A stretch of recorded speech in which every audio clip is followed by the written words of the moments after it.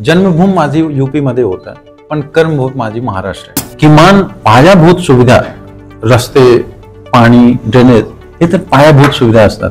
तर आम्हाला एवढं तर पाहिजे आणि म्हणून मी पहिलं आंदोलन तिथे केलं होतं अंतर्गत रस्ता बनवण्यासाठी. आणि तो रस्ता सुद्धा एकच आठवड्यात ते बिल्डर सगळे मिळून बनवून पाणी आणि रस्ते बद्दल आंदोलन करत होतो तेव्हा पीएमसी कडून आमच्यावर एक 73,000ची पेनल्टी लावली की तू शहर विद्युतीकरण म्हणून एक सेक्शन आहे आणि ते पेनल्टी लावले की तुम्ही शहर विद्युतीकरण केलं, तुमचं पोस्टर लावलं, तुम्ही ऑर्गनायझेशन बनवू जेणेकरून हे जे लोक इंडिव्हिज्युअल टार्गेट करत आहेत तुम्हाला ते होऊ शकणार नाही. आणि म्हणून आम्ही 2023 मध्ये 19 जूनला वाको वेलफेअर असोसिएशन म्हणून एक संस्था रजिस्टर केली. तुम्ही म्हटलं की तुम्हाला थ्रेट्स आले किंवा धमकी दिली, तर हे धमकी देणारे स्थानिक लोक होते? ही काय प्रकारची धमकी तुम्हाला? इथे सुद्धा बरेच मराठी लोक आहेत आणि ते खूप सपोर्ट करतात, खूप, कारण ते एज्युकेटेड आहेत, त्यांना कळतं की राईट काय आहे, रॉंग काय.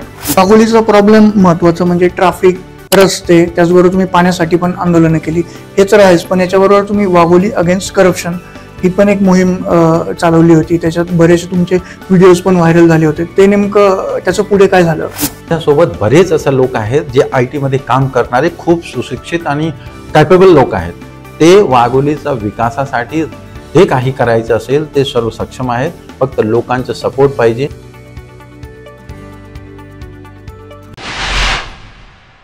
नमस्कार, बिंदास बोलच्या या नव्या पॉडकास्टमध्ये आपल्या सगळ्यांचं स्वागत आहे.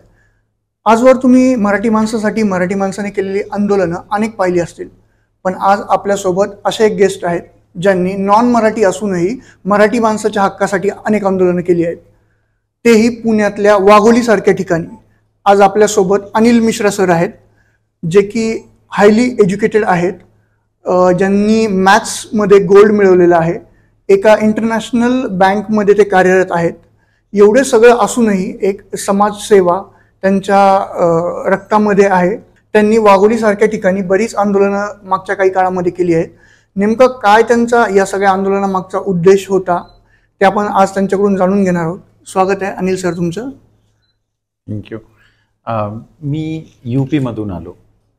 महाराष्ट्रमध्ये मी 2009ला आलो आणि एक जवळपास 15-16 वर्ष झालं. माझी वय जेवढी आहे तेवढं त्याच्या 50% मी महाराष्ट्रमध्ये म्हणजे राहत आहे. आणि अगोदर मुंबईमध्ये होतो, नंतर पुण्यामध्ये आलो. आणि मला असं वाटतं की जन्मभूमी माझी UP मध्ये होतं, पण कर्मभूमी माझी महाराष्ट्र आहे. आणि म्हणून जेव्हा मी वाघोलीमध्ये आलो तेव्हा मला इकडे बरीच गोष्टी असं बघितलं की आपण रोडबद्दल, पाणी सप्लाईबद्दल, ड्रेनेजबद्दल बरेच गोष्टी आहेत जिथे लोक सफर करत आहेत. दररोज लोक मरतात, सफर करतात, पळतात. म्हणून आम्हाला असं वाटलं की मी एक कॉर्पोरेट माणूस म्हणून मला काही गोष्टी माहीत आहे, कसं करायचं, कसं काम करून घ्यायचं. म्हणून आम्ही असं एक पुढाकार घेतलं की जेवढा शक्य असेल तेवढं मी करणार आणि फक्त ट्राय नाही करणार, ट्राय करून कॉर्पोरेट पद्धतीने काम करून घेणार, एवढं माझी एक इच्छा होती. खरं तर अनिल सरांची भरपूर सारी आंदोलनं आपण याच्या आधी पण सोशल मीडियावरती पाहिलेली आहेत. सोशल मीडियावरती यांना खूप सारे लोक ओळखतातही. मला हे विचारायचं आहे की तुम्हाला तुमचं पहिलं आंदोलन आठवतंय, नेमकं वाघोलीमध्ये कशासाठी केलं होतं? पहिलं आंदोलन 2022 मध्ये केलं होतं बकोरी रोड बद्दल.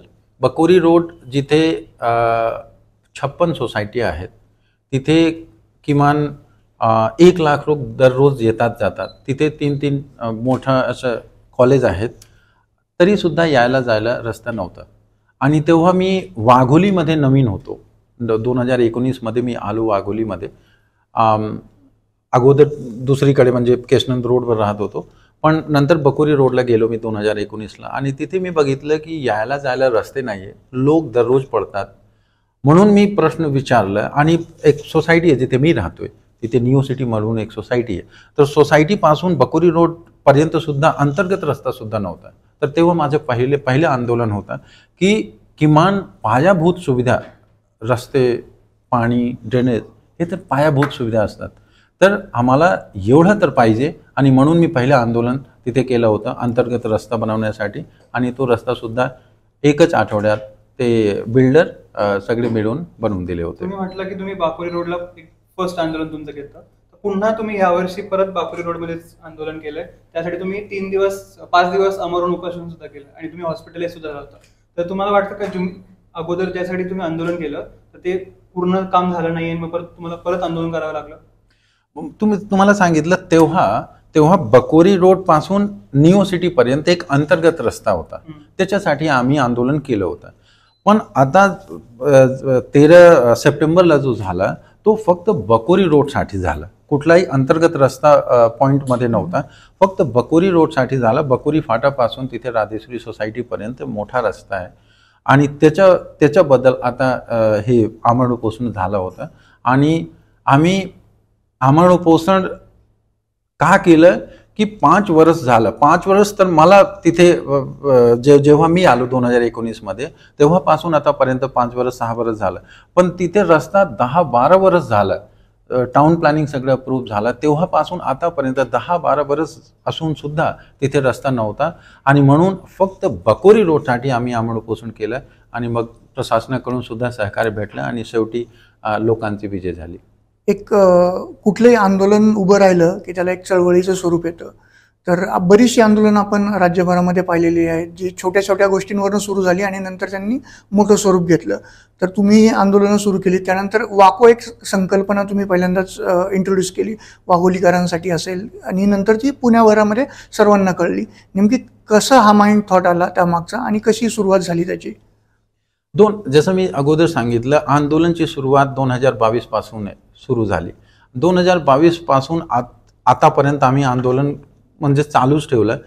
मध्ये आम्हाला काही असं त्रास सुद्धा झाला. त्रास म्हणजे दबाव सुद्धा आणून द्यायचं, आमच्यावर केस सुद्धा दाखल करायचा. मी एक गोष्ट सांगतो तुम्हाला, 2023 मध्ये जेव्हा आम्ही पाणी आणि रस्तेबद्दल आंदोलन करत होतो तेव्हा PMC कडून आमच्यावर एक 73,000ची पेनल्टी लावली की शहर विद्युतीकरण म्हणून एक सेक्शन आहे आणि ते पेनल्टी लावले की तुम्ही शहर विद्युतीकरण केलं, तुमचं पोस्टर लावलं तुम्ही. तो एक फार चुकीचा होता, कुठलाही बेसलेस होता. म्हणजे कारण आम्ही सोसायटीमध्ये जाऊन चेअरमॅन सेक्रेटरीज त्यांच्यासोबत बोलून त्यांच्या क्लब हाऊसमध्ये कुठेतरी आतमध्ये फ्लेक्स लावला होता आणि तरीसुद्धा 73 नव्हता. तरीसुद्धा काही राजकारणी होते ज्यांना असं वाटत होता की वाको वेलफेअर असोसिएशन म्हणून तेव्हा संस्था रजिस्टर झाली नव्हती. आम्ही फक्त काही लोक युनायटेड होतो. तेव्हा 130 लोक होते तेव्हा जेव्हा आम्ही आंदोलन सुरू केलं. आता तर 1 लाख पर्यंत गेलं, पण तेव्हा 130 लोक होते जेव्हा आम्ही सुरुवात केलं. तर आमच्यावर फक्त काय टार्गेट करायचं इंडिव्हिज्युअल लोकांना, समजा मला इंडिव्हिज्युअली टार्गेट करायचं. तर बरेच असं जे आपले लोक आहेत, जे IT फायनान्समध्ये काम करणारे जे लोक आहेत, जो आपली टीम आहे, आपली टीम म्हणजे माझ्यासारखे सगळे हे जे प्रोफेशनली जे काम करत आहेत बँकमध्ये IT मध्ये तेच आहे. त्यांचे असं म्हणणं होतं की आपण एक ऑर्गनायझेशन बनवू जेणेकरून हे जे लोक इंडिव्हिज्युअल टार्गेट करत आहेत तुम्हाला ते होऊ शकणार नाही. आणि म्हणून आम्ही 2023 मध्ये 19 जूनला वाको वेलफेअर असोसिएशन म्हणून एक संस्था रजिस्टर केली. तुम्ही म्हटलं की तुम्हाला थ्रेट्स आले किंवा धमकी दिली, तर हे धमकी देणारे स्थानिक लोक होते आणि काय प्रकारची धमकी तुम्हाला आली? धमकी देणारे हे जेवढे करप्ट लोक आहेत, ज्यांचा स्वतःचा धंदा आहे आणि समजा जर हम त्याच्याबद्दल काही बोललो तर त्यांना साहजिकच त्यांना आवडणार नाही. कारण जर तेच लोक जर काही चुकीचं करत आहे आणि त्यांच्या विरोधात जर आम्ही जाऊन लोकांच्या भल्यासाठी, अख्ख्या वाघोलीच्या डेव्हलपमेंटसाठी आम्ही काही बोलतोय तर साहजिकच ते काहीतरी तर ॲक्शन घेणार. पण आम्ही काही चुकीचं करत नाही, आम्ही फक्त लोकांच्या भल्यासाठी आणि अख्ख्या वाघोलीच्या विकासासाठी काम करतोय. तर त्यांना जर काही अँगल भेटत नाही तर ते काय असं काहीतरी असं थ्रेटनिंग कॉल करायचं आणि लोकांना असं बोलायचं की त्यांना शिवीगाळ करायचं, असं काहीतरी ते प्रयत्न करतात. पण मी एक तुम्हाला सांगून देतोय, तुम्ही मला असं बदनाम करण्याचा प्रयत्न करू शकता पण तुम्ही आम्हाला कधीही घाबरू शकत नाही. आमचा जो हेतू आहे तो अख्ख्या वाघोलीचा विकास आहे आणि त्याच्यामध्ये असं हे जे थ्रेटनिंग कॉल्स आहेत काही लोकांचं आणि चुकीच्या पद्धतीने जे आम्हाला टार्गेट करतात, तुम्ही आम्हाला अपमानित करू शकता पण तुम्ही आम्हाला घाबरू शकत नाही. बरोबर. आता तुम्ही थ्रेटनिंग कॉल्सचा विषय केला, तर तुम्हाला वाटतं का की हे कुठं तुमच्या सरनेम वरून किंवा तुमची प्लेस ऑफ बर्थ वरून तुम्हाला टार्गेट करतात मोस्टली? जर तुमचं आडनाव सपोज से तुमचा मिश्रा सरनेम आहे, जसं तुमचं काय मराठी सरनेम असेल कुठलं, तर तुम्हाला कधी कधी आलं नसतं हे? नाही, मी एक सांगतो तुम्हाला, मी नियो सिटी चेअरमॅन म्हणून जर बोलायचं असेल, मी एक सोसायटीचा चेअरमॅन आहे. तिथे जर जर जर आम्ही बघितलं ना, तर तिथे सुद्धा बरेच मराठी लोक आहेत आणि ते खूप सपोर्ट करतात, खूप. कारण ते एज्युकेटेड आहेत, त्यांना कळतं की राईट काय आहे, रॉंग काय.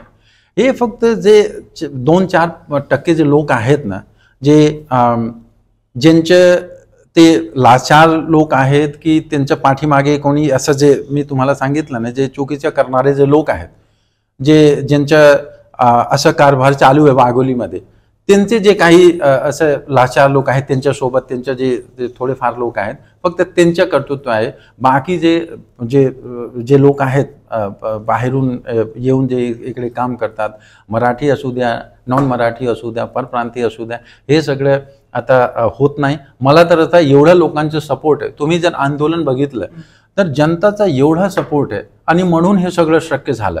हे 2-4% जे विरोधात आहेत ना, तर 95% तर सपोर्टात आहेत, म्हणून हे सगळं शक्य झालंय. तुम्ही आंदोलनचे आम्ही पिक्चर्स बघितले, व्हिडिओज बघितले, आम्ही कव्हर सुद्धा केले तुमचं आंदोलन. तर तुम्ही जे तुमच्या सोशल मीडियावरती पोस्ट बघितले आम्ही, तर तुम्ही अण्णा हजारे सोबत पोस्ट केलंय, तुम्ही अजित पवारांसोबत पोस्ट केले. तुम्हाला तुमच्या आंदोलनासाठी पॉलिटिशियनचा सहारा किंवा साथ मिळाली कधी? पॉलिटिशियन्स, आपला जो आंदोलन आहे वाको वेलफेअर असोसिएशनचा, तो कुठल्याही पक्षाचं आंदोलन नसतं. नाही, तुम्हाला हेल्प मिळाली का कोणाची? हेल्प आतापर्यंत जेवढे लोक आले ते सपोर्ट केले, म्हणजे फक्त. पण मला असं वाटतं की जनताचा सपोर्ट सर्वात महत्वाचं असतं आणि लोकांचं प्रेशर सुद्धा वेगळं असतं. जर तुमच्या पाठीमागे तुमच्या सोबत जर 1000 लोक, 10,000 लोक आणि 1,00,000 लोक आहेत, तर त्यांचं सपोर्ट मला असं वाटतं सर्वात जास्त आहे आणि त्यांच्या प्रेशरामुळे, त्यांच्या दबावामुळे आम्ही काम करून घेतोय, एवढं तर नक्की आहे. वाघोलीचा प्रॉब्लेम महत्त्वाचं म्हणजे ट्रॅफिक, रस्ते, त्याचबरोबर तुम्ही पाण्यासाठी पण आंदोलनं केली, हे तर आहेच. पण याच्याबरोबर तुम्ही वाघोली अगेन्स्ट करप्शन ही पण एक मोहीम चालवली होती. त्याच्यात बरेचसे तुमचे व्हिडिओज पण व्हायरल झाले होते. ते नेमकं त्याचं पुढे काय झालं? आता रिसेंटली आम्ही एक व्हिडिओ अपलोड केला होता, ज्याच्यामध्ये तुम्ही बघितलं की वाघोलीमध्ये हे जे सोसायटीवाले लोक आहेत आणि जे इतर लोक आहेत, त्यांना पाणीची एक थेंब भेटत नाही. 2019मध्ये एक प्रोजेक्ट आलं 5 MLDचं, 50 लाख लिटर क्षमताचं. 23 कोटी PMRDने टाकलं तिथे जनताचं पैसे. 23 कोटी टाकून सुद्धा आणि प्रोजेक्ट जवळपास रेडी आहे. 2019मध्ये स्टार्ट झाला, 2020मध्ये कंप्लीट व्हायचं होतं. पण आजपर्यंत मॅक्सिमम काम होऊन सुद्धा पाणी सप्लाय चालू नाहीये. का? कोणाच्या दबावामुळे हे सगळं चाललं? लोकांना पिण्याचं पाणी का भेटत नाही? म्हणून आम्ही एक, जसं तुम्ही विचारलं, वाघोली अगेन्स्ट करप्शन, तर आम्ही रेज केलं की 23 कोटी जनताचा पैसा आहे. जनताचा पैसा जर तुम्ही वापरून सुद्धा जनताला तुम्ही पाणी देत नाही, मग कोणाचा दबाव आहे? कोणाच्या टँकरचे, हे जे टँकरवाले आहेत, तुम्ही त्यांच्या सपोर्टात आहात का? कोणाचा दबाव आहे? आणि म्हणून आम्ही एक भूमिका स्पष्ट केला त्या दिवशी की जर 3 महिन्यात हा प्रोजेक्ट सुरू झाला नाही, तर हे जे PMRDAचे अधिकारी आहेत त्यांच्या सस्पेन्शनसाठी आम्ही जे काही करायचं असेल तिथे जाऊन कायदेशीर कारवाई करू. आणि जे लोक आहेत, जे प्रभावशाली लोक आहेत, ज्यांच्या दबावामुळे हे सगळं प्रकल्प बंद आहे, आता सुरू झालं नाही, आम्हाला कळतं की कोणामुळे हे होत नाहीये, तर त्यांच्यावर सुद्धा कारवाई करू आणि त्यांचं नाव सुद्धा आम्ही उजागर करू सगळ्यांना. आम्ही ज्यावेळेला स्थानिक लेवलला तुमच्याविषयीची माहिती घेतली, त्यावेळेला आमचं एक ऑब्झर्वेशन असं जाणवलं की आम्हाला सुरुवातीला असं वाटलं होतं की मराठी, नॉन मराठी असं असू शकतं. पण ज्यावेळेला आम्ही स्थानिक लोकांना विचारलं, त्यावेळेला लोकांचं म्हणणं असं होतं की जर इथले स्थानिक व्यक्तिमत्व काम करत नसेल, जर बाहेरून कोणी येऊन काम करत असेल, तर आम्हाला काहीच हरकत नाही. उलट आम्हाला जी अपेक्षा होती, आम्हाला असं वाटत होतं की स्थानिक अपोज करतील, उलट स्थानिक तुमच्या समर्थनार्थ काही बोललेले दिसले की ते काम करतात, ते चांगलं करतात, आमचाही सपोर्ट आहे त्याला. मला हे विचारायचं आहे की याच्या आधी, म्हणजे तुम्ही UPला असाल, तिकडनं इकडे आला असाल, तर तुमचं फॅमिली बॅकग्राऊंड आणि एज्युकेशन रिलेटेड बॅकग्राऊंड कसं आहे? मी जसं मी अगोदर सुद्धा सांगितलं, मी डबल मास्टर्स आहे ॲडव्होकेटची डिग्रीसुद्धा आता म्हणजे चालू आहे आणि मी एक इन्व्हेस्टमेंट बँकमध्ये मी डायरेक्टर पोस्टवर आहे. जर तुम्हाला बघायचं असेल तर 1% कमी लोक असं हायली क्वालिफाईड आणि इंटरनॅशनल बँकमध्ये डायरेक्टर आहेत. पण तरीसुद्धा बाळपणापासून आजपर्यंत आम्ही जेवढा 20% आपली कमाईचं, उत्पन्नाचं, आपलं बलाचं, आपला बुद्धीचं आम्ही समाजासाठी देतोय. आणि म्हणून जेव्हा असं तुम्ही विचारलं होतं वाघोली अगेन्स्ट करप्शन का सुरू केलं, वाघोली अगेन्स्ट करप्शन वाघोलीचं विकासासाठी, वाघोलीचं भल्लासाठी तर केलं. पण बरेच लोक ऑफिसमध्ये आले, ऑफिसमध्ये म्हणजे भेटायला आले, ते रडत होते ऑफिसमध्ये. म्हणजे तिथे जर ते आले ना, ते स्वतः त्यांचं काय म्हणणं होतं, ते एवढं नरक यातना भोगत आहेत तिथे की आम्ही समजा ऑफिसमध्ये काम करायचं आणि नंतर जेव्हा लोकांसोबत बोलायचं तेव्हा असं वाटत होतं की का होत नाही काम. लोक जर एवढे लोक आलेले आहेत इकडे, 4.5 लाख 5 लाख आता लोकसंख्या झाली, तर त्यांना पायाभूत सुविधा का भेटत नाही. म्हणून आम्ही प्रोफेशनल डिग्री बाजूला ठेवला. तिथे आम्ही जेवढं काम करायचं, ऑफिसमध्ये काम करायचं आणि राहिलं जेवढा वेळ होतं तेवढं सगळं वेळ लोकांसाठी दिलं. आणि हीच एक प्रेरणा आहे, एक मोटिवेशनल फॅक्टर आहे की आम्ही वाघोलीच्या भल्लासाठी, महाराष्ट्राच्या भल्लासाठी किती काम करू शकतोय. मी एक उदाहरण तुम्हाला देतोय. शिवाजी महाराज ते स्वराज्याची स्थापना कुठे केले, महाराष्ट्रामध्ये केले. पण जर एक कुठलीही एक चांगली गोष्ट असतं, कुठलीही चांगली तर अख्ख्या भारतमध्ये जर तुम्ही केलं तर काही अडचण आहे. ते सुद्धा स्वराज्याची स्थापना करून अख्ख्या हिंदुस्थानमध्ये ते स्प्रेड केले. तर कुठेही तुम्ही जर चांगलं काम करायचं असेल तर तुम्ही करू शकता. म्हणून मी सुद्धा असंच प्रयत्न केला. सुरुवातीला 100-200 लोक होते, आज 1 लाखपेक्षा जास्त लोक आहेत. राईट. तुमचा आता अल्टिमेट गोल काय? आता तुम्ही ऍक्टिव्हिझम करताय, तुम्ही वाघोलीच्या लोकांसाठी काम करताय, तर याच्या पुढची स्टेप काय तुमची? आता माझे स्टेप एवढंच आहे. वाघोली पुढच्या 3 वर्षात जसं आम्ही लिहितोय की वाघोचा प्रयास 2027 पर्यंत वाघोलीचा पूर्ण विकास. पुढच्या 3 वर्षात वाघोलीमध्ये हे जेवढं पायाभूत सुविधांची प्रॉब्लेम हे सगळं आम्ही सॉल्व्ह करू. कुठलाही परिस्थिती सॉल्व्ह करायचा आणि वाघोलीला एक डेव्हलप्ड प्लेस, एक डेव्हलप्ड सिटी बनवायचं, एवढंच मात्र आपला उद्देश आहे. याच्यासाठी तुम्ही काय स्टेप घेणार?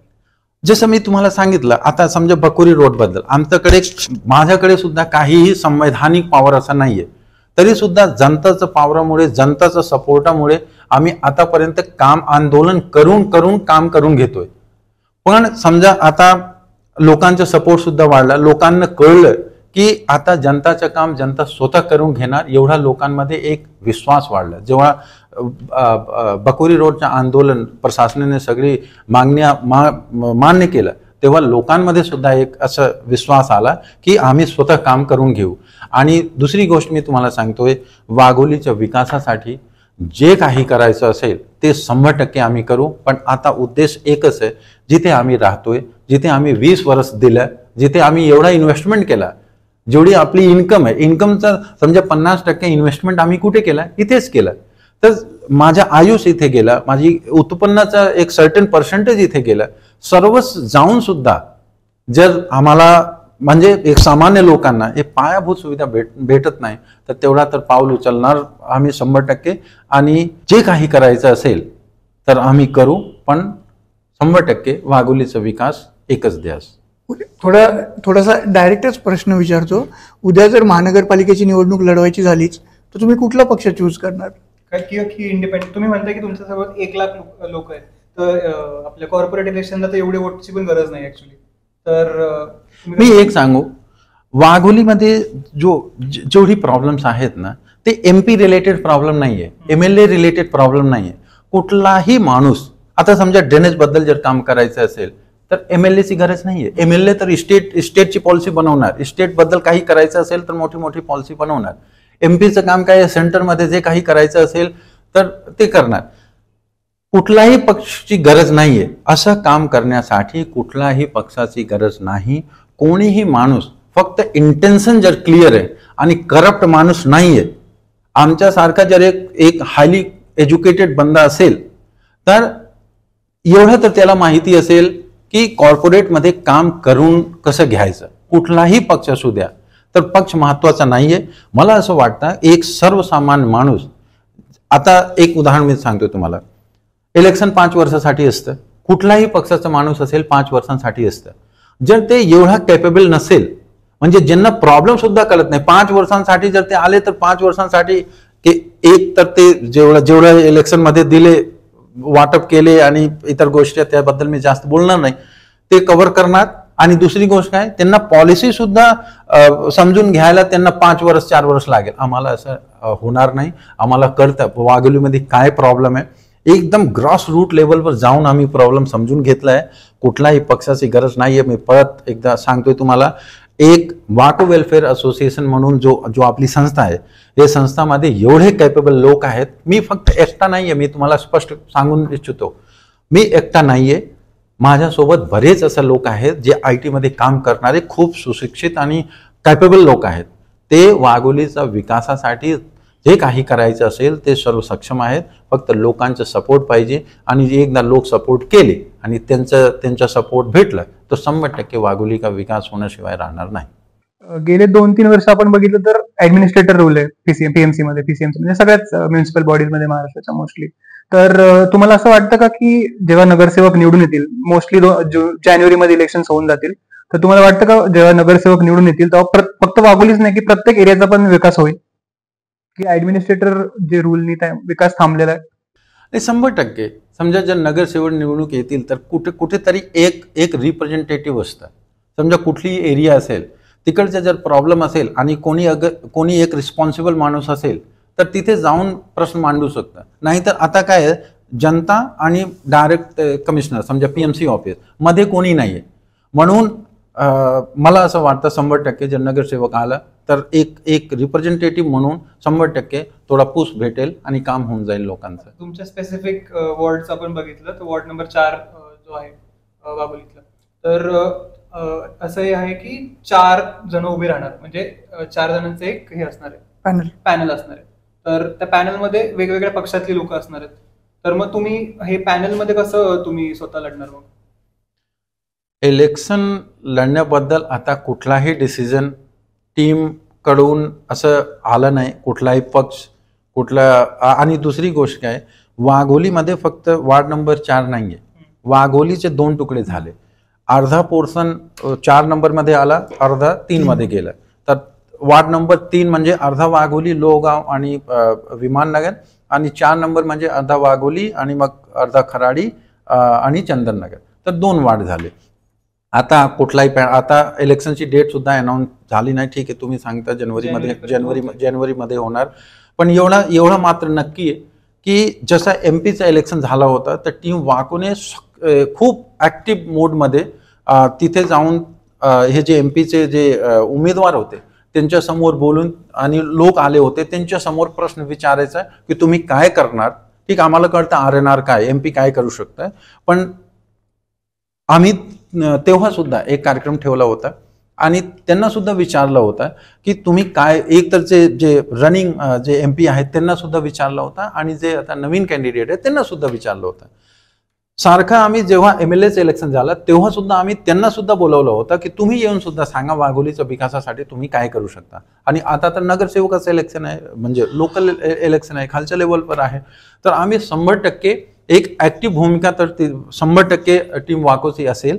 वार्ड नंबर 3 मध्ये, वार्ड नंबर 4 मध्ये, दोन्ही वार्डमध्ये. पण आता बरेच गोष्टी आहेत आता बघायला. आरक्षण आता फायनल झाला नाही, डेट आता फायनल झाला नाही. एकदा फायनल झाला तर 100% टीम वाको आपला इन्स्टन्स लोकांना कळवणार. दोन्ही वॉर्डमध्ये लढण्याची तुमची तयारी आहे, तेवढे कॅन्डिडेट्स? नाही, इलेक्शन हे बघा, इलेक्शन आता आला. आम्ही 4 वर्षांपासून 5 वर्षांपासून आम्ही ट्राय करतोय. तर इलेक्शन लढायचं, कुठल्या वॉर्डमध्ये इलेक्शन लढायचं हे गोष्ट 100% येणार, कारण इलेक्शन आता आला म्हणून तुमचा प्रश्न आणि तुमचा प्रश्न साहजिक आहे. पण टीम वाकोची एवढी तयारी आहे की टीम वार्ड नंबर 4 असू द्या, वार्ड नंबर 3 असू द्या, वाघोलीच्या विकासासाठी जे काही करायचं असेल आम्ही 100% विचार करू. पण एवढं मात्र नक्की आहे की जसं आम्ही MP इलेक्शनमध्ये केलं, MLA इलेक्शनमध्ये केलं, तसं सक्रिय भूमिका आम्ही नगरसेवकाच्या इलेक्शनमध्ये सुद्धा घेणार, एवढं मात्र नक्की. वाघोलीचं डेमोग्राफिक जर आपण बघितले तर स्थानिक लोक आहेत वाघोलीमध्ये, जसं तुम्ही म्हटलं की मायग्रंट सुद्धा आहेत. तर जेव्हा वोटिंग जेव्हा येईल तर तुम्हाला काय वाटतं कुठला पारडा जड होईल मला असं वाटतं 70% लोक बाहेरून आलेले लोक आहेत आता. वाघोलीमध्ये? हा, वाघोलीमध्ये ग्रामस्थ जे आहेत, जे कोर आहेत तिकडचे, ते कमी आहेत. बाहेरून आलेले लोक जास्त आहेत. आणि मला असं वाटतं एक ऑर्गनायझेशनचा अध्यक्ष म्हणून किंवा एक नागरिक म्हणून किंवा एक सोसायटीचा चेअरमॅन म्हणून मला असं वाटतं की जर एवढे लोक बाहेरून आलेले आहेत तर त्यांच्या सुद्धा एक रिप्रेझेंटेशन पाहिजे. समजा जर 70% बाहेरून आलेले लोक आहेत तर त्यांच्यासाठी एक तर नगरसेवक पाहिजे. जे इतर 30% आहेत, समजा तीन नगरसेवक त्यांचा असेल, कुठलाही वार्ड असू द्या, तर एक मला असं पर्सनली वाटतं की 70% जेवढे लोक आहेत तर त्यांच्या एक रिप्रेझेंटेशन तर 100% पाहिजे. बघू आपण कसं, आता तो प्रभाग रचना सुद्धा, वार्ड रचना सुद्धा फायनल झाला. बघू आपण की कुठलं कसं काय परिस्थिती निर्माण होईल. पण मला असं वाटतं की बाहेरून जे आलेले लोक आहेत त्यांची लोकसंख्या खूप वाढली आहे आणि त्यांच्या सुद्धा रिप्रेझेंटेशन एक पाहिजे. तुमच्याकडे तुम्ही म्हणता की तुमच्याकडे जे बाहेरून आलेले मायग्रंट्स आहेत त्यांचा सपोर्ट तुमच्याकडे आहे, पण तुम्ही स्थानिक लोकांना काय सांगणार की तुम्हाला का वोट करा? मी एक तुम्हाला सांगितलं, आता समजा आपलं आंदोलन झालं, आंदोलन फक्त बाहेरून लोक सपोर्ट केले असं नाहीये, स्थानिक लोक सुद्धा सपोर्ट आहेत. स्थानिक लोकांच्या माइंडमध्ये नेहमी असतं की हा आपला गाववाला आहे, आपण याला मत देऊ. मी एक सांगतो, थोडेफार असे आहेत की ते ऑलरेडी स्थानिकांना वैतागलेले आहेत किंवा त्यांच्याविषयी नाराज आहेत, ते इकडं डायव्हर्ट होऊ शकतात. परंतु मूळ कोर जे वाघोलीकर आहेत त्यांच्यासाठी तुमच्याकडे काय उत्तर असेल? मी दोन पॉईंट सांगतो तुम्हाला. पहिला, वाघोली आता समजा मागच्या फक्त 3-4 वर्ष झाला पीएमसी मध्ये जाऊन 1 जुलै 2021 वाघोली पीएमसी मध्ये समाविष्ट झाला. पण मागच्या 25 वर्ष झाला ग्रामपंचायत कोणाकडे होती?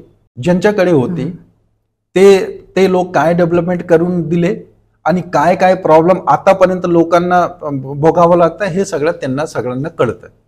तर एक जसं तुम्ही सांगितलं, एक पर्याय म्हणून ज्या लोकांना असं वाटलं की जर सगळे वैतागलून म्हणजे कंटाळून त्यांच्याकडे आता पर्याय नव्हता, मी एक सांगतो त्यांच्याकडे पर्याय नव्हता. काही लोक आहेत फक्त त्यांच्याकडे पैसे आहे, त्यांच्याकडे पॉवर आहे. पण जर पर्याय म्हणून जर कोणी आलं, समजा वाको वेलफेअर असोसिएशन मधून कोणी आला, उदाहरणार्थ मी सांगतो, तर त्यांना एक तर पर्याय भेटेल. आणि दुसरी गोष्ट काय की आम्ही कुठलाही असं ग्रामपंचायत बाहेरून पीएमसी स्थानिक असं आम्ही करत नाही. सगळे लोक जर अख्ख्या वाघोलीच्या विकासासाठी काम करायचं असेल तर एकच टार्गेट आहे, एकच ऑब्जेक्टिव्ह आहे, वाघोलीचा संपूर्ण विकास. ह्याच्यामध्ये कुठलाही परिस्थिती स्थानिक आहेत की बाहेरून आहेत की परप्रांतीय आहे हे सगळं आम्ही विचार करत नाही. फक्त एवढंच सांगतोय की लोक सुद्धा थोडाफार तर नाराज आहे 100%. कारण ज्यांच्याकडे पॉवर होता मागच्या 25 वर्ष ते सुद्धा सगळे व्यवस्थित करून दिले असं तर आम्हाला तर वाटत नाही. आणि जर सगळं झालं असतं तर मला आंदोलन करण्याची वेळ आली नसती. पण प्रत्येक ठिकाणी वाघोलीमध्ये जर प्रश्न विचारला, आतापर्यंत पाणी भेटत नाही, रस्त्यांची दुर्गती म्हणजे इतकी भयानक परिस्थिती, कुठलाही रस्ता तुम्ही बघितला तर भयानक परिस्थिती. आणि फक्त रोड आणि पाणी नाही, ड्रेनेज तर अख्ख्या वाघोलीमध्ये नाहीये. पण डेव्हलपमेंट करणारे कोण होते मागच्या 25 वर्ष जर उदाहरणार्थ जर घेतलं? म्हणून मी सांगतोय सगळ्यांना एक रिप्रेझेंटेशन म्हणून लोक असं त्यांच्याकडे एक पर्याय म्हणून जर कोणी आला, वाको वेलफेअर असोसिएशन आला, 100% त्यांच्यावर इम्पॅक्ट येईल. तुम्ही म्हणता की you are an educated face, right? आणि वाघोली असं तुम्ही म्हटलं की मायग्रंट्सचा एरिया भरपूर, तर असे खूप सारे एरियाज आहेत पुण्यामध्ये. पूर्ण पुण्यामध्ये आपण बघितलं तर जसं लोगाव एक झालं किंवा चरोली साईड एक झाली, तर असे मायग्रंट्स किंवा सोसायटीज खूप सारे आहेत. तर तुम्हाला असं वाटतं का की प्रत्येक एरियामध्ये असं एक कॅन्डिडेट उभं राहायला पाहिजे जो एज्युकेटेड फेस असेल आणि जे स्थानिक नगरसेवक असेल किंवा स्थानिक लोक आहेत त्यांच्या अपोज मध्ये उभं राहील? कोणाचा अपोज मध्ये उभे राहायचं की नाही हे सांगू शकत नाही मी. पण एवढं मात्र नक्की, एवढं मात्र खरं आहे की कोणी जर एज्युकेटेड माणूस आला, ज्यांना कळतं, कोणी अंगुठा साप जर नसेल तर त्यांना कळतं की कुठली प्रॉब्लेम आहे, कसं सॉल्व्ह करून घ्यायचं. आता तुम्ही एक एक्झाम्पल घ्या, कॉर्पोरेटमध्ये, प्रायव्हेट बँकमध्ये, प्रायव्हेट इन्स्टिट्यूशनमध्ये काम करणारा आणि गव्हर्नमेंटमध्ये काम करणाऱ्यामध्ये फरक असतं. तुम्ही प्रायव्हेटमध्ये जेव्हा काम करता, एक 99% प्रायव्हेट ऑर्गनायझेशनमध्ये काम करणारे जे लोक आहेत ते व्यवस्थितपणे काय करतात, त्यांच्याकडे एक मॉडेल असतं की अशा पद्धतीने काम करून घ्यायचं. मला असं वाटतं जेवढा इलेक्शन सुद्धा असू द्या, जर इलेक्शनमध्ये शिकलेले लोक आले, हायली उच्च सुशिक्षित लोक आले, तर त्यांना प्रॉब्लेम 100% करणार, ते लवकरात लवकर काम करून देणार. नाहीतर मी तुम्हाला सांगितलं, जर कोणी एक माणूस आला आणि 5 वर्षांसाठी जर त्यांना 5 वर्ष फक्त पॉलिसी समजून घ्यायला जर लागलं तर डेव्हलपमेंट कधी होणार. म्हणून कुठलीही एरिया असू द्या, जर असे उच्च सुशिक्षित लोक असतील, ज्यांच्याकडे एक विजन असेल, ज्यांच्याकडे एक उद्दिष्ट असेल की आपला एरियामध्ये डेव्हलपमेंट व्हायला पाहिजे, कुठलीही परिस्थिती आम्ही काम करून घेणार. मला असं वाटतं त्यांना सगळे पुढे यायला पाहिजे आणि इलेक्शनमध्ये सुद्धा त्यांना इन्व्हॉल्वमेंट झालं पाहिजे. ते इलेक्शन त्यांना म्हणजे ते इलेक्शन कंटेस्ट करायला पाहिजे. महाराष्ट्रात जर आपण बघितलं तर मेजर पार्टीज आहेत, एनसीपी, बीजेपी, काँग्रेस. हे काँग्रेसचं आपण मिनिमल खूप झालंय, तर एनसीपी, बीजेपी हे आपल्या पुण्यापर्यंत तर मेजर प्लेयर्स आहेत. तर तुम्हाला असं वाटतं का की सपोज कुठल्या पार्टीला अलाइन नाही करायचं, पण अशी आम आदमी पार्टी सारखी एज्युकेटेड फेस असलेली पार्टी त्याची अलाइन व्हावं? मी आधी सुद्धा तुम्हाला सांगितलं, जर एमपीचं इलेक्शन असेल, MLAचं इलेक्शन असेल, तो मोठा इलेक्शन असतं. तिथे तुम्हाला कंट्रीबद्दल काही पॉलिसी करायचं असेल, MP हे जे लोक आहेत ते करतात. स्टेटमध्ये काहीतरी वेगळं, काहीतरी चांगलं करायचं, कुठलाही पॉलिसी बदल करायचं, नवीन पॉलिसी घेऊन यायचं, हे सगळं करणारे जे आहेत ते MLA आहेत. आता इलेक्शन नगरपालिकाचं आहे. नगरपालिकाचं म्हणजे काय, तुम्हाला ड्रेनेज करायचं. आता ड्रेनेज करण्यासाठी तुम्हाला कुठल्याही पक्षाची गरज नाहीये. पक्षाची गरज जर तुम्ही समजा पक्षवाले जे आहेत, त्यांना तर कुठेतरी विचारावं लागेल की पुढे काय करायचं. त्यांचे जे मोठे लोक आहेत त्यांना त्यांच्यासोबत बोलावं लागेल. पण जे इंडिपेंडेंट लोक जे आहेत, जे हायली एज्युकेटेड आहेत, ज्यांना प्रॉब्लेम कळतं, ज्यांना म्हणजे एकदम ग्रॉस रूट लेवलची प्रॉब्लेम माहिती आहे, ते स्वतः काम करून घेणार, एवढं त्यांच्याकडे कॅपेबिलिटी असेल. म्हणून मला असं वाटतं की कुठल्याही परिस्थिती असं पक्ष होणं गरजेचं आहे असं मला वाटत नाही. नगरसेवकचं इलेक्शन म्हणजे PMCचं इलेक्शनमध्ये जर असं उच्च सुशिक्षित माणूस आणि काम करणारा माणूस, मी परत रिपीट करतोय, ज्यांच्याकडे उद्देश असेल की असं करायचं आणि एक ऑब्जेक्टिव्ह घेऊन काम करणारा असेल तर 100% करू शकता. आणि 5 वर्ष खूप मोठा टाइम पिरियड असतं. 5 वर्षामध्ये कुठली एरिया डेव्हलपमेंट करून सगळं काम करून घेऊ शकता. एवढं इंडिपेंडेंट कॅन्डिडेट सुद्धा करू शकतं. म्हणून मला असं वाटतं की जर असं लोक असतील कुठली एरियामध्ये तर ते इंडिपेंडेंट इलेक्शन लढू शकतात. जसं तुम्ही म्हटलं की like you are going to contest elections, ते तुमच्या माइंडमध्ये आहे.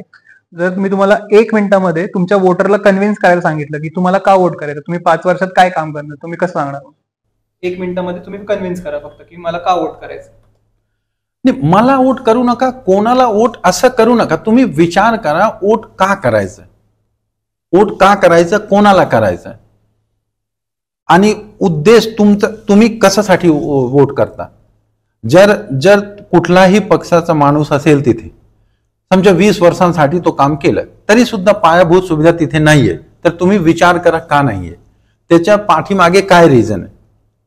स्वतः विचार करा. मला वोट जर करायचं असेल तर तुम्ही माझ्याबद्दल तुम्ही एकदा माहिती घ्या की एक माणूस जर बँकमध्ये डायरेक्टर असून सुद्धा जर सोसायटीमध्ये येऊन गटरच्या बाजूला बसून तिथे आमरण उपोषण करतं, कुठलाही प्रॉब्लेम रोड बद्दल जर करायचं असेल 5-5 दिवस तिथे आमरण उपोषण करावं लागतं, मग का, ह्याच्या पाठीमागे का रिझन काय. तुम्हाला पाणी भेटत नाही. एक प्रोजेक्ट होता, मी तुम्हाला सांगितलं 23 कोटीचा प्रोजेक्ट होता, आजपर्यंत पाणी आम्हाला भेटत नाहीये. वाघोलीचे लोक आहेत त्यांना पाणी भेटत नाही का, त्याच्या पाठीमागे कोण आहे.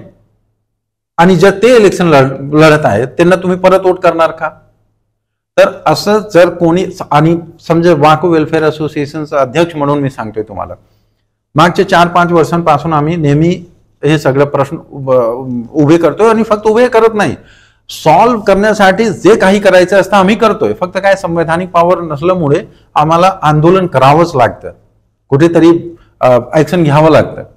पण एक हायली एज्युकेटेड माणूस 4-5 वर्षांपासून जर चांगलं करण्याचा प्रयत्न करत आहे आणि करून सुद्धा दाखवलं. जिथे जिथे शक्य झालं तिथे तिथे आम्ही काम करून सुद्धा दाखवलं. तर तुम्हाला स्वतः तुम्हाला निवड करायचं असेल की एक माणूस जो 25 वर्ष होता, सत्तामध्ये होता, पॉवरमध्ये होता, पैसा सुद्धा त्यांच्याकडे होता, ते का काम करून दिले नाही? आणि वाको वेलफेअर असोसिएशन मागच्या 4-5 वर्षांपासून आजपर्यंत एवढं कमी वेळात म्हणजे 4-5 वर्षात एवढं काम करून दिलं. आणि काही संवैधानिक पॉवर सुद्धा नव्हता, तरी सुद्धा एवढं काम जर झालं तर जर एकदा काही पॉवर असा भेटला, कुठलाही एज्युकेटेड माणूस असू द्या, जर एकदा पॉवर भेटला तर किती दुप्पट तिप्पट रेटाने काम होऊन जाईल, डेव्हलपमेंटचे काम होऊन जाईल.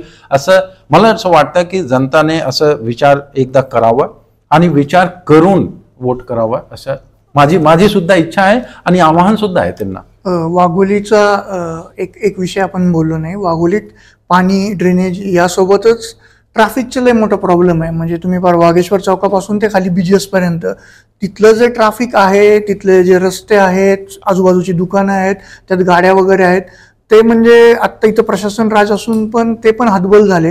याच्या आधीचे राजकारणी होते ते पण हतबल झाले. मग अशा जटिल समस्यांवर तुमच्याकडे काही सोल्युशन आहे? समस्या जटिल नाहीये. मी तुम्हाला खूप स्पष्टपणे सांगतो, समस्या जटिल नाहीये. वाघोलीचा जो नगर रोड आहे, नगर रोडची एक कॅपॅसिटी आहे की 70,000 व्हेकल दररोज समजा हायवेवर जाऊ येऊ शकतात. आता किती झाला? आता तिप्पट झाला. म्हणून 2 DP रस्ते, बायपास रस्ते अप्रूव्ह झालेले आहेत. एस्टिमेट कमिटीने 2016 मध्ये बजेट सुद्धा पास केलेलं आहे एस्टिमेट कमिटीने, पण तरी सुद्धा आजपर्यंत ते जे DP रस्ते आहेत ते डेव्हलप का झाले नाही?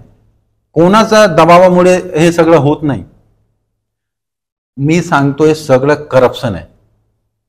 रोड 2 बायपास रस्ते झाले नाही. आणि करप्शन म्हणजे फक्त मनी इन्व्हॉल्वमेंट आहे म्हणून करप्शन नाही. करप्शनची जी डेफिनेशन आहे, समजा हे करणारे कोण लोक आहेत, ज्यांना जनता निवड करून लोकप्रतिनिधी म्हणून आम्ही निवड करून देतोय, तर एक अपेक्षा असतं ना की तुम्ही हे काम करून देणार. मागच्या 25 वर्ष झालं एवढा टाउन प्लॅनिंग अप्रूव्ह झालं.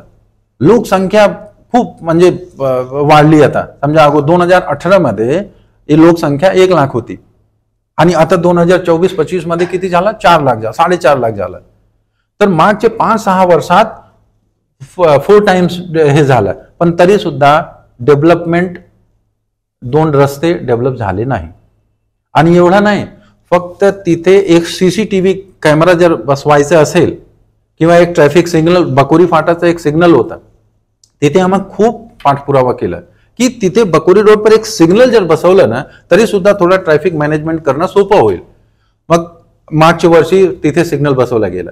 माझी एवढंच म्हणणं आहे की कुठलीही समस्या जटिल नाहीये, फक्त काम करणारा माणूस पाहिजे आणि तेवढी इच्छाशक्ती पाहिजे आणि इच्छाशक्तीपेक्षा जास्त कॅपेबिलिटी सुद्धा पाहिजे. जर इनकॉम्पिटंट पर्सन असेल, ज्यांच्याकडे कळत सुद्धा नाही की लवकरात लवकर काम कसं करून घ्यायचं, त्यांना पॉलिसी सुद्धा कळत नाही, तर ते काम करून कसं तुम्हाला देणार? म्हणून ट्रॅफिकचा प्रॉब्लेम मोठा आहे. महामार्गावर दररोज लोक मरतात, सगळ्यांना माहिती आहे. पण तरी सुद्धा आतापर्यंत वाको वेलफेअर असोसिएशन म्हणून आम्ही जेवढं करू शकलो तेवढं केलं.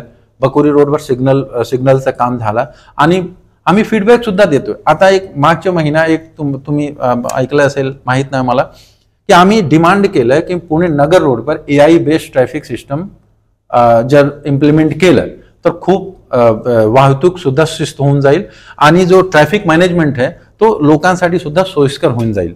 आणि म्हणून आता आम्ही एक ॲप्लिकेशन ह्यांना सुद्धा दिलं, वाहतूक डिपार्टमेंटवाले आणि PMCचे लोक सुद्धा त्यांना दिलं, DCPला सुद्धा दिलं की पुणे नगर रोडवर AI बेस्ड ट्रॅफिक सिस्टम लागू करा.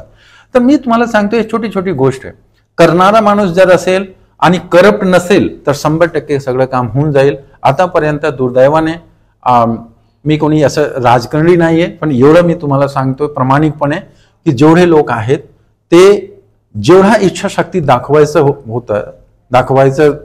जर ते दाखवले असते तर आतापर्यंत 100% हे पायाभूत सुविधांसाठी जेवढा प्रॉब्लेम आहे ते 100% सॉल्व्ह झालं असतं. तुम्ही काम करणारा माणूस हवाय असं म्हणता. तुम्ही एका मल्टीनॅशनल बँकमध्ये कामाला, तुम्हाला लॅक्समध्ये सॅलरी असेल, पण जर आपण नगरसेवकची सॅलरी बघितली तर जेमतेम 20,000 रुपये सॅलरी असेल, तर तुम्ही तुमचा जॉब सोडून हे करणार की कसं करणार?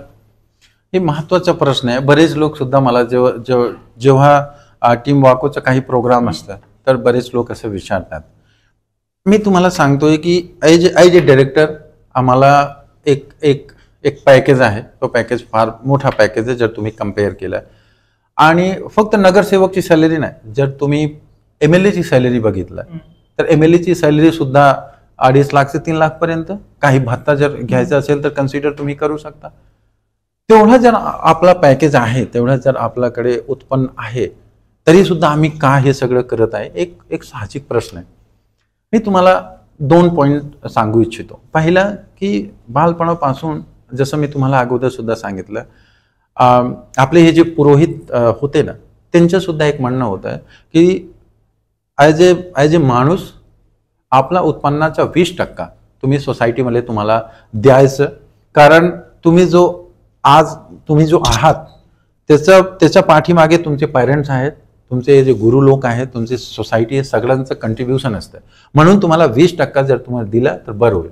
आणि असं मी आज नाही, 2011 पासून जेवढा मी समजा जॉबला गेलो तेव्हापासून आजपर्यंत एक माझी स्वतःची इच्छा होती की जेवढा माझ्याकडे टाइम असेल, स्वतःच्या टाइमचं 20%, उत्पन्नाचं 20% आणि माझ्याकडे जेवढं माइंड आहे त्याच्या 20% मी 100% सोसायटीला देणार. आणि तेव्हापासून आजपर्यंत मी कुठलाही माझ्या आता समजा वाढदिवस साजरा केला नाही. जेव्हा माझा वाढदिवस होता मी सोसायटीमध्ये जाऊन कुठलाही NGO मध्ये जाऊन कुठलाही अनाथ ऑर्फन ऑफिसेस असतं तिथे जाऊन त्यांच्यासोबत मी 1 दिवस देतोय.